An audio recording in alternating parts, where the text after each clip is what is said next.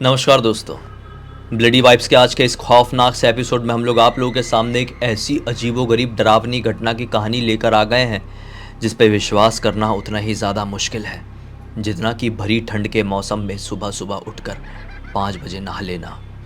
भाई ये जो कहानी है 10 साल पहले किसी के साथ घटी थी, तो आइए ले चलता हूँ आपको 2014 की सर्दियों के समय में और सुनाता हूँ एक ऐसी घटना की कहानी जिस सुनकर आपके पैरों तले ज़मीन निकल जाएगी। तो भाई मुंबई के थाने नाम के इलाके में एक संजू नाम का लड़का रहा करता था जो कि पेशे से एक ट्रक ड्राइवर था। एक अच्छी खासी ट्रांसपोर्ट कंपनी में काम करता था। उस ट्रांसपोर्ट कंपनी का जो मालिक था वो लगभग 70 साल का आदमी था और उसने अपनी जवानी में खुद ट्रक चला चला कर अपनी एक ट्रांसपोर्ट कंपनी बनाया था। मतलब उसका मालिक, संजू का मालिक भी बहुत मेहनती इंसान था, इसलिए उसको बड़े बड़े काम बहुत ईजिली मिल जाते थे। ठीक है, उसका बहुत नाम था थाने में, पूरे मुंबई में। एक दिन की बात है कि जिस ट्रांसपोर्ट कंपनी में ये जॉब करता था ना संजू, वहाँ पर किसी एक फैक्ट्री से फ़ोन आता है। ये फैक्ट्री थाने के इलाके में ही थी। ये एक खिलौनों की फैक्ट्री थी। खिलौनों की फैक्ट्री का मैनेजर कहता है कि हमें आपकी ट्रांसपोर्ट कंपनी से एक ट्रक, एक ड्राइवर और एक कंडक्टर चाहिए। बात यह है कि हमारे पास बहुत सारे खिलौने हैं जिसे डिलीवर करवाना है हमको दिल्ली में हमारा एक शोरूम है, वहाँ तक हमारे खिलौने कैसे भी करके कल की डेट में हमको चाहिए। तो ट्रांसपोर्ट कंपनी के जो अपने मालिक है वो कहते हैं कि ठीक है भाई साहब, आपका काम हो जाएगा। पैसों वैसों की पूरी बात हो गई। इनफैक्ट उसने तुरंत एडवांस पैसे मार दिया ऑनलाइन। अब उस समय ऑनलाइन ऐसे आज के ज़माने से यूपीआई शायद नहीं था, इंटरनेट बैंकिंग से उसने मार दिया फटाक से। तो अब ये जो ट्रांसपोर्ट कंपनी के मालिक थे वो बड़ी दुविधा में पड़ गए कि मैंने उसे ज़ुबान तो दे दी कि काम हो जाएगा, लेकिन सच में काम इतना ज़्यादा आसान नहीं था। आसान इसलिए नहीं था क्योंकि आज की डेट में, मतलब आज जो दिन भर से जो समय था वो ऐसा समय निकला था कि इनके जितने भी ट्रक और जितने भी ट्रक ड्राइवर्स थे वो मुंबई के लोकल काम में लगे हुए थे। कोई बहुत बड़ा आदमी था, उसका अपार्टमेंट का कुछ तो भी काम चल रहा था, तो इसके सारे ट्रक और सारे ड्राइवर, सारे कंडक्टर वहीं पे लगे हुए थे। और अचानक से ये खिलौनों की फैक्ट्री वाले का फ़ोन आ गया। उसने पैसे भी तुरंत कर दिया है, तो कैसे भी करके ने ये मालिक ने, ट्रांसपोर्ट कंपनी के मालिक ने, इसका नाम हम कुछ रख देते हैं, कंफ्यूज ना हो, इसलिए हम इसका नाम फूलचंद रख देते हैं। तो फूलचंद जी ने ये सोचे कि यार मुझे कैसे भी करके अपने ट्रक ड्राइवरों से बात करना पड़ेगा कि भाई एक बहुत बड़ा ऑर्डर आया है, उसको हम कैंसिल नहीं कर सकते। फूलचंद जी ने तुरंत ही अपने एक चहीते ड्राइवर को फ़ोन लगाया जिसके बारे में मैंने आप लोगों को स्टार्टिंग में बताया, संजू को, जो कि थाने में ही रहता था। ये ट्रांसपोर्ट कंपनी भी थाने में ही थी। फूलचंद जी का फ़ोन देकर संजू बड़ी टेंशन में आ गया कि दिन भर से तो काम कर रहा हूँ और कौन सा काम दे रहे हैं। तो बुलाया कि भाई कैसे भी करके तू ऑफिस में आ, और सुन, तो अपने एक भाई को भी, तेरा भाई है ना कोई, उसको भी अपने साथ लेकर आना। दरअसल संजू का एक सगा भाई भी था। उम्र रही होगी उसकी 18-19 साल के आसपास की। वो कंडक्टरी का काम करता था। कभी जब ये सेठ जी, मतलब फूलचंद जी के कंडक्टर्स नहीं आ पाए तो रवि वहाँ काम करने के लिए जाया करता था। तो फूलचंद जी ने जैसा बोले अपने संजू को, संजू अपने भाई रवि को लेकर ऑफिस पहुँच गया। सेठ जी ने बोले कि देख भाई, हमें बहुत बड़ा ऑर्डर मिला हुआ है, अगर उनका ऑर्डर हमने समय में फुलफ़िल कर दिए ना तो बड़े लोग हैं, पहली बार ऐसा ऑर्डर आया है, आगे भी आएगा, तुमको दिल्ली जाना पड़ेगा खिलौने लोड करके। तो ये बोलता है सेठ जी मैं बहुत थका हुआ हूँ और सोया भी नहीं हूँ इनफैक्ट पिछली रात को। बोले देख, तेरे अलावा मुझे किसी के ऊपर भी भरोसा नहीं है, सारे जो मेरे ड्राइवर्स हैं वो रात भर से जागे हुए हैं और तू भी। अगर कोई ख़तरा उठाना ही है तो मैं उनके ऊपर से ना उठाकर तेरे ऊपर से उठाऊँगा, क्योंकि तू बड़े से बड़े ख़तरों को हैंडल किया है पास्ट में भी। संजू काफ़ी सालों से सेठ जी के पास ड्राइवरी का काम कर रहा था और आंख बंद करके सेठ जी, फूलचंद जी, अपने संजू के ऊपर ट्रस्ट करते थे। चलो ठीक है भाई। रात में लगभग 11 बजे के आसपास ये ट्रक लेकर खिलौनों की फैक्ट्री से निकलने के लिए तैयार हो गया। दरअसल ये ट्रक बहुत पहले ही वहाँ पर लगा दिया था। जो फैक्ट्री के लेबर्स थे उन्होंने खिलौनों को ट्रक में चढ़वा दिए थे, क्योंकि अर्जेंट वाला काम था तो सब मिलके एक साथ में काम कर रहे थे। ट्रक में लोड करवा दिए थे और रवि और संजू दोनों रेडी थे। 11:15 बजे के आसपास वो दोनों मुंबई से निकल गए। ठीक है, थाने से निकल गए बाहर। बढ़िया हाईवे टच कर दिए इन लोगों ने लगभग 1 बजे के आसपास। रात के समय थोड़ा सा ट्रैफिक भी होता है, तो 1-1:30 के आसपास प्रॉपर दिल्ली वाला हाईवे, जिस रूट से इनको जाना था, वो हाईवे टच कर दिया। 2-2:30 बजे रहे होंगे। बाहर ठंड बहुत थी, तो कोहरा बड़ा भयंकर छाया हुआ था। विजन बहुत डाउन था, इसलिए संजू थोड़ा धीरे ही गाड़ी चला रहा था। हल्की सी आवाज़ में रेडियो भी चल रहा था ट्रक में। रवि बैठा हुआ है और अपने एक छोटे से मोबाइल में वो गेम खेल रहा है। वो ब्लैक एंड वाइट वाला मोबाइल आता था पहले, उसमें स्नेक वाला गेम खेल रहा था वो। संजू अपना गाड़ी चला रहा है, इतनी ट्रक। थोड़ी देर बाद रवि ने महसूस किया कि अरे ट्रक ऐसा अनबैलेंस सा हो रहा है क्या। जब उसने अपने भैया की तरफ नोटिस किया तो क्या पाया कि संजू भैया तो नींद में ऐसे ऐसे हो रहे हैं और ट्रक लहरा दे रहे हैं। रवि चिल्लाता है, भैया आप ठीक तो हो ना, बहुत नींद आ रही है क्या, ट्रक लगाओ साइड में, लगाओ लगाओ लगाओ। तो संजू भी अपने आप को थोड़ा संभालता है और ट्रक साइड में लगाता है और बोलता है, यार बहुत ज़ोर की नींद आ रही है, पानी देना। पानी वानी बढ़िया आँख में मारता है और बोलता है, यार बिल्कुल नहीं हो पा रहा है, सोया नहीं हूँ, तुझे भी गाड़ी चलाना नहीं आता है। संजू किसको, रवि को बोल रहा है कि तुझे भी गाड़ी चलाना नहीं आता है, नहीं तो तू ही चलाया होता। अपन कोई ढाबे में रोकते हैं और कुछ खाते पीते हैं तो थोड़ी नींद जाएगी, थोड़ी भूख भी लगी हुई है। रवि बोलता है, बढ़िया आइडिया है, मेरे अंदाजे में थोड़ी आगे चल के अपन को एक ढाबा मिलेगा। बोले चलो मैं आपसे बात करते करते अब आगे चलूँगा। तो ये लोग बात करते करते जा रहे हैं। जो ढाबा इन लोगों ने सोचे हुए थे वो ढाबा था बंद। अब क्या हो। अब अचानक से अपने रवि को याद आया कि भैया यहाँ से लगभग 25 से 30 किलोमीटर तक कोई ढाबा नहीं है। और संजू बोलता है कि नींद बड़ी गंदी वाली आ रही है, नहीं हो पाएगा, जितना हो सकता है उतना चलाता हूँ, फिर देखते हैं क्या करना है, ट्रक लगा के सो जाएंगे, भले ही सुबह तक समय तक नहीं पहुँच पाए, यार मरेंगे उससे तो बेहतर ही है ना कि थोड़ा लेट ही पहुँचे। चलो ठीक है बोले, डिसाइड हो गया। फिर से ट्रक चलाना शुरू किया, थोड़ा चलाया है, आधे घंटे के आसपास, 3 बजे के आसपास का समय होगा कि फिर से नींद आने लगी। रवि बोलता है, भैया रोक देते हैं, बाद में निकलेंगे। संजू बोलता है, नहीं यार, नहीं नहीं नहीं, साला इम्पोर्टेंट काम है, सेठ जी ने भरोसे से दिए, अपने पास चाय तो रहती है ना। बोलता है, हाँ चाय रहती, लेकिन इस बार रखे नहीं। तो बोलता है, अरे यार चाय क्यों नहीं रखे, स्टोव वो वाला स्टोव जो बिना सिलेंडर के चलता है, वो तूने खरीद के लाया था ना पिछली बार, वो रखा है क्या। संजू ने अपने भाई रवि से ऐसा बोला। रवि बोलता है, हाँ भैया वो तो मैं रखता ही हूँ हमेशा अपने साथ, अपने झोले में है। बोलता है, बढ़िया, दूध है अपना टेट्रा पैक वाला। बोला, हाँ भैया वो भी है। बोले, चाय पत्ती देख कोई डब्बे में होगी। इधर उधर देखे तो छोटी सी चाय पत्ती का डब्बा भी मिल गया, थोड़ी सी शक्कर मिल गई। संजू बोलता है, चलेगा, कम शक्कर की चाय पी लेंगे, लेकिन चाय पियेंगे ना तो बढ़िया नींद भाग जाएगी। देख ये तेरा जो स्टोव लिया था कितना काम का निकला। दरअसल वो स्टोव ऐसा था कि बिना सिलेंडर वगैरह के ऐसे चल जाता था, वो उसमें वो गैस के लिए एक छोटा ऐसा कुछ तो भी ऐसा सिलेंडर रहता था, उसमें अटैच हो जाता था वो। तो इन लोगों ने ट्रक तो रोक ही दिया था अपना, अब ट्रक से उतर गए। स्टोव ट्रक से साइड में उतर के, जहाँ से मतलब को ड्राइवर उतरता है वहाँ पे उस तरफ नीचे तरफ इन लोगों ने अपने स्टोव लगा दिए। छोटा सा इनके पास पतीला भी था जिसमें 2-3 लोगों की चाय बन जाए, वो पतीले को स्टोव के ऊपर रख दिए और फिर बढ़िया वहाँ पे जलाए, दूध डाले, शक्कर डाले, चाय पत्ती जैसे ही डाले हैं उसकी जैसी स्मेल फैली, किसी की जोर से आवाज़ सुनाई दी, ए रुक रुक, बंद कर, चाय बंद कर। ये घबरा गए, अरे कौन चिल्ला रहा है। तो चिल्लाने वाली कोई और नहीं बल्कि एक बुढ़ी दादी थी, जो कि जंगल की तरफ से कोहरा और पेड़ों को चीरते हुए आगे इनकी तरफ आ रही थी। दोनों चाय की प्रोसेस आगे करते करते रुक गए और इसने स्टोव बंद कर दिया। वो बुढ़िया औरत लाठी टेक के इनके पास आई, बोली कि तुम लोग बेवकूफ़ हो गए हो क्या, इतनी रात गए, ऐसे जंगल के बीचों बीच कोई ऐसे चाय बनाता है क्या। ये दोनों इस बुढ़िया औरत को पूरी बात बताते हैं, अम्मा जी ऐसा ऐसा मैटर हो गया था, हमें बहुत नींद आ रही थी, हम ट्रक ड्राइवर है, हमारा ट्रक है, अगर हम चाय बनाकर ना पिए तो हमारे साथ आज दुर्घटना हो जाए, तो हमको चाय पीना बहुत ज़्यादा ज़रूरी है, आपका मन है तो आप भी पी लीजिए, क्या तकलीफ़ हो गई।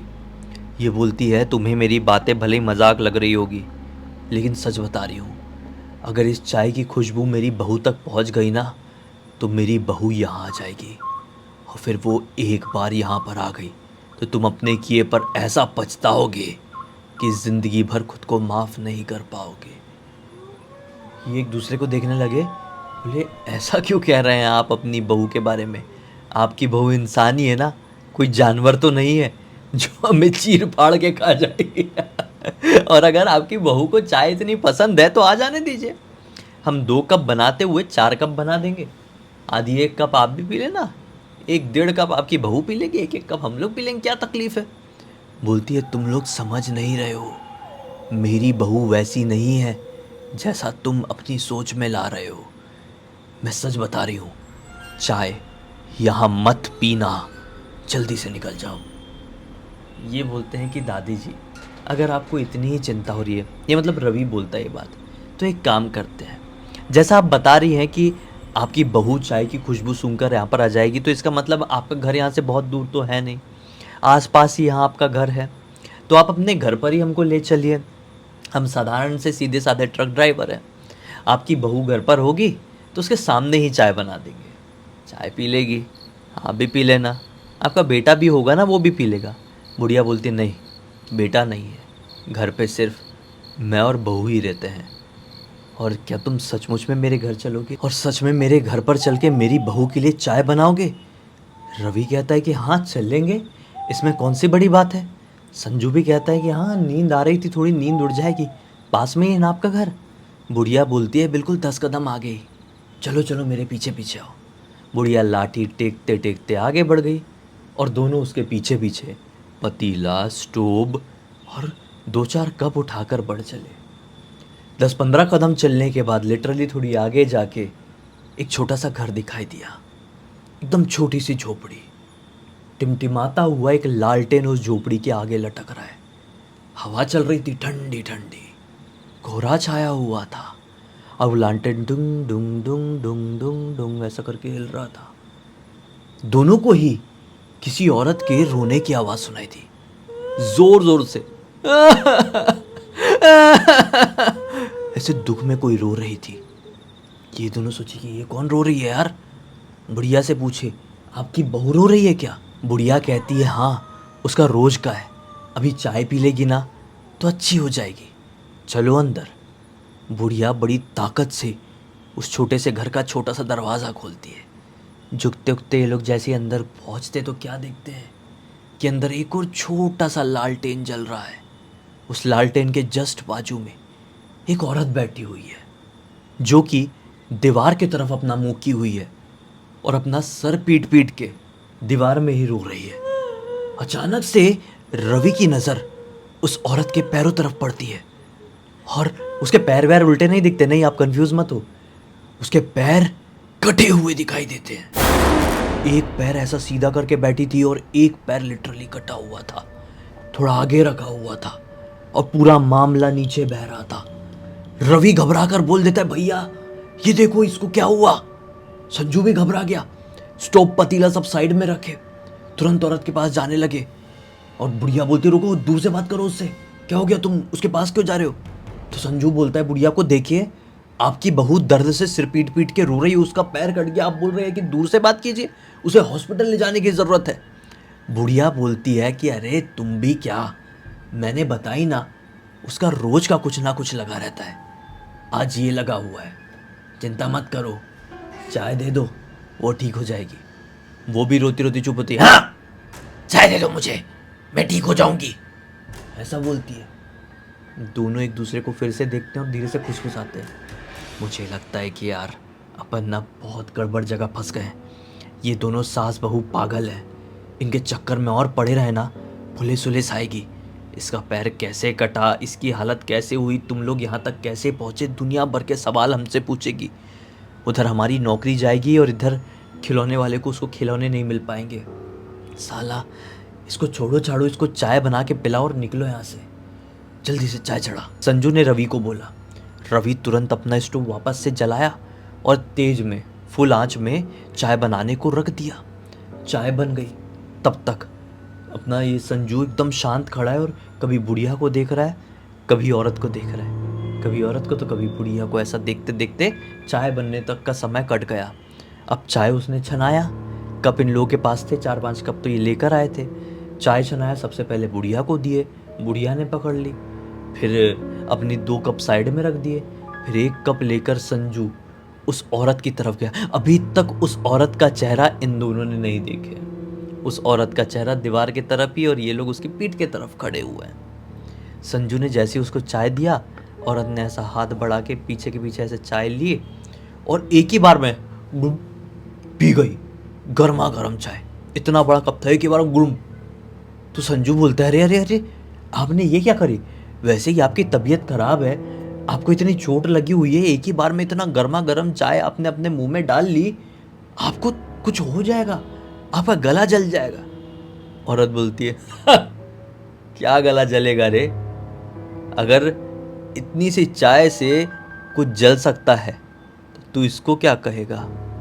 जैसी ऐसे पलट के देखी संजू की तरफ, संजू की हवा टाइट, इतनी जोर से चीखा कि मैं आपको क्या बताऊं। संजू ने देखा कि उस औरत का चेहरा तो इंसानी चेहरे की तरह है ही नहीं, उसका है नरकंकाली चेहरा, सिर्फ और सिर्फ कंकाल का चेहरा। उसने चिल्लाया, रवि भाग, उठ, सब छोड़ छाड़ के भाग। ये दोनों सब छोड़ छाड़ के एक दूसरे का हाथ पकड़ के भागे। घर से लगभग 10 मीटर आगे निकले ही होगे, इनको इनका ट्रक दिखाई देने ही लगा था कि अचानक से इनको ऐसा आभास हुआ कि इनके पीछे दौड़कर कोई आया, और जैसे ये पीछे पलटे, इनके ऊपर झपट्टा मारा 2 भेड़ियों ने। खूंखार से भेड़िए, आदमखोर से दिखने वाले, कई जमाने से भूखे, जैसे कि मानो एक बार कोई मिल जाए तो 2 टुकड़ों में उधेड़ दे। लेकिन पूरी ताकत लगा के संजू ने एक भेड़िए को जोर से अपने से दूर फेंक दिया, और वो दूसरा वाला भेड़िया, यानी कि अब दोनों भेड़िया रवि के ऊपर हमला कर दिए। एक भेड़िया ने रवि का हाथ पकड़ा तो दूसरे भेड़िया ने रवि का पैर, और एक झटके में उखाड़ दिए। और ये नजारा देखकर संजू बेहोश। फिर अचानक से उसकी आंखें खुली और वो कांप रहा था, और वो उस जंगल के बीचों बीच नहीं बल्कि अपने ट्रक के पास पड़ा हुआ था। बिल्कुल जैसे मिर्गी आती है वो वैसे ही कांप रहा था। उसके ऊपर पानी का एक झटका पड़ा और सामने रवि खड़ा हुआ था। भैया आप ठीक तो है ना? रवि, तू ठीक है? हम कहाँ है? भैया हम लोग यहीं पर ट्रक के बाजू में चाय बना रहे थे ना, अचानक से आप चिल्लाते चिल्लाते गिर गए। यहाँ चाय मत पीना, यहाँ चाय मत पीना, और आप जोर जोर से कांप रहे हैं। और 10 मिनट हो गए भैया, आप लगातार यही चिल्ला रहे हैं कांपते कांपते, चाय मत पीना, चाय मत पीना, और मैं आपको उठाने के चक्कर में लगा हुआ हूँ। आपको हो क्या गया? उठिए ना, चाय भी बन गई है। बोलते अरे भाड़ में जाए चाय। स्टोव को, पतीले को एक लात मार के दूर फेंक देते हैं, बोलते भाग यहाँ से। तुरंत जाके ये लोग ट्रक में बैठे, फुल एक्सीलेटर में भैया जी ने ऐसी अपनी गाड़ी भगाए, ऐसी भगाए कि सीधे मजाक की बात नहीं कर रहा हूँ, दिल्ली जाकर रुके ही नहीं। एक बार रास्ते में रुके हो तो मजाल है। दिल्ली जाकर रुके, सामान अनलोड किए, समय पे ही पहुंच गए थे, क्योंकि अब नॉन स्टॉप भगाए थे ना तो समय पे ही पहुंच गए थे, इनफैक्ट समय से थोड़ा पहले ही। फिर सीधे ट्रक चालू की और नॉन स्टॉप रास्ते से गुजरे, हाँ, जहाँ पर रात में कांड हुआ था। नॉन स्टॉप ये हमने इधर मुंबई थाने पहुँचे। फिर मालिक जी से मिले, फूलचंद जी से, सेठ जी से मिले, और सेठ जी को पूरी बात बताए संजू भैया ने।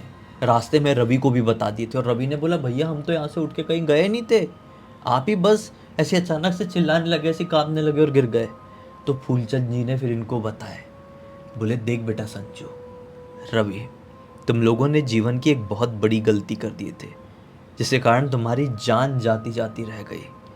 मैंने भी बहुत ट्रक जलाया हूँ, और ऐसे कई किस्से मैंने भी फेस किया हूँ। चाय की पत्ती में कई बार एक बड़ी सी अलग सी खुशबू होती है। खुशबू से तो जंगलों में कई तरह की हवाएं अट्रैक्ट होती है, आकर्षित होती है। तुम लोगों ने बीच जंगल में चाय बनाने की कोशिश की, उसकी खुशबू फैल गई, कोई छलावा तुमसे आकर्षित होकर तुम्हारे पास तक आ गया। सबसे पहले उसने संजू के दिमाग में वार किया, और संजू उसकी बनाई हुई दुनिया में कहीं खो सा गया। संजू वही देख रहा था जो वो छलावा दिखाने की कोशिश कर रहा था। वो तो तुम दोनों की किस्मत अच्छी थी कि अकेले नहीं थे, एक दूसरे के साथ थे, वरना अकेले होते तो यहाँ पर खड़े नहीं होते, किसी दूसरी दुनिया में उन छलावों का शिकार बन रहे होते। सही बात है। ऐसी ऐसी घटनाएं जो होती है ना, ऐसी घटनाओं के बाद बहुत कम लोग होते हैं जो बच पाते हैं, जी पाते हैं। ये दोनों एक दूसरे के साथ थे, इतने स्ट्रांग थे मेंटली बोला जाए या जैसे भी, कि ये बच गए उन शैतानी शक्तियों की वजह से। नहीं तो शायद ये आज यहाँ पर नहीं होते और ये स्टोरी भी हमारे पास नहीं आ रही होती। इस पूरी घटना की कहानी हमें किसी और ने नहीं बल्कि रवि ने इंस्टाग्राम पर लिख कर भेजा। बोला हालांकि आज 10 साल हो चुके हैं, 28-29 साल का मैच्योर्ड लड़का हो चुका हूँ, लेकिन आज भी 2014 की वो रात मुझे याद आती है तो मेरा पूरा शरीर काँप सा उठता है और भगवान का 1000 बार शुक्रिया अदा करने लगता हूँ कि आपने मेरी और मेरे भैया की जान बचा ली है। अब बस इसी एक नोट के साथ इस कहानी का अंत करते हैं। अब तक इस वीडियो को देख लिया है तो लाइक ज़रूर कर देना, चैनल को सब्सक्राइब करके बेल आइकन दबा के ऑल के ऑप्शन में क्लिक करना है, क्योंकि इसी तरह के हैरान कर देने वाले खौफनाक वीडियोस आप लोगों के सामने डेली लेके आते रहते हैं। इंस्टाग्राम के लिंक इस वीडियो के डिस्क्रिप्शन बॉक्स में मिल जाए, क्लिक करके डायरेक्टली वहाँ पर पहुँच जाना। और इसी तरह की कोई भी कहानी, टॉपिक या जानकारी आप लोग के पास भी है तो लिख भेजना। हो सकता है हमारा अगला वीडियो कल आपके हिसाब से बन रहा हो। तो चलिए कल फिर से मिलते हैं, तब तक के लिए बहुत बहुत धन्यवाद। आपका दिन शुभ हो।